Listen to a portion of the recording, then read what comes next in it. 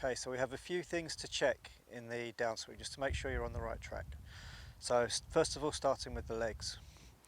So at the top of your backswing, your right knee should be straightened up, not locked out, just straightened up, and your left knee should have turned across.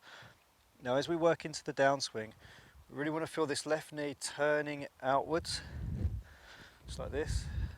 And the right knee will start to flex inwards slightly. It doesn't flex out here or straight across either, it just kind of works inwards on a circular motion. That gets your knee just inside your foot, ready to push off for the next move through. So again, top of the backswing, left knee turns out, right knee sort of flexes back in. And this should happen fairly naturally. What we don't want to see you doing is a big lunge to the side, a big weight shift, or bumping the hips over and keeping the head back. None of this stuff, just rotate. Okay, so you're looking for the right knee to flex forward, the left knee to turn out. Make sure you stay on your tush line. So there should be like a line here that we call, which is on the back of your bum there, and you're looking to actually stay on it, or if anything, push through it slightly, rather than sort of thrust off it and stand up.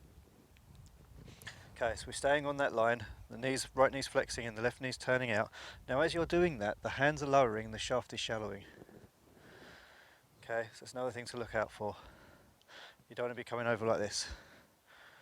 Okay, so again what we're looking for is the left arm is going to rotate, so the tricep, the upper arm here is going to rotate up, the right elbow is going to rotate underneath, and the club is going to shallow out as you're turning your knees and your hips. And the hands are lowering, they're not staying up here, that's no good to us, massive great big slice.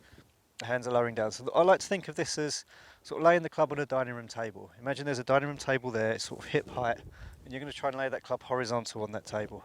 You're also going to try and maintain your wrist angle. Try not to let it drop too much. If you do let it go a bit, it's not the end of the world.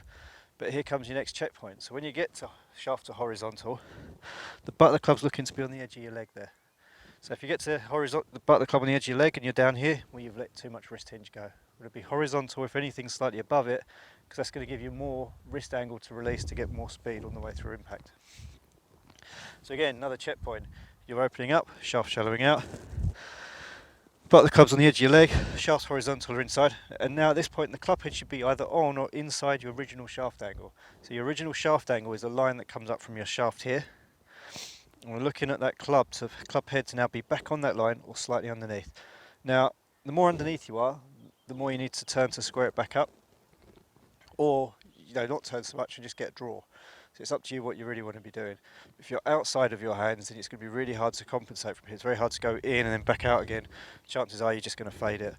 So more often than not, what I say, if you've got a fade or a cut or a slice, you don't want it, well, we've got to change the way that club head's moving down. Because as long as that club head's moving to the outside, we're going to have some difficulty. We're going to have trouble with that. So top of the backswing, working our way down, club head's inside the line, plenty of hinge. And at this stage here, when the shaft's horizontal, you want to be looking at seeing about an inch of your left leg out the back. Okay, you don't want to be square or still close to the target. You should be opening up by now. So that when you come into impact and you carry on turning, you should now see a lot of your left leg as you work your way through impact. Okay. So, checkpoints again from the start. Rotate the left knee out, right knee flexes inwards. Keep your left hip or left glute, sorry, on that tush line, or if anything pushing through it. Shaft's going to shallow and work its way down as the hands drop. And then from here, there you've got the club heads inside the original shaft line. Plenty of wrist angle in here still. And then from there we push through, post up, so left leg goes straight, should be straightening as we go through impact. So it's dead straight just past impact. Right knee's working across, right foot is vertical into the ground. Both arms are now extended down the target line. Now from here you can obviously go to release and fold the arms around. That's fine, doesn't really matter too much where they go from there. The ball's long gone, you can add your own personal touch to that. But so long as we're in this extended arm position past impact, we're good to go.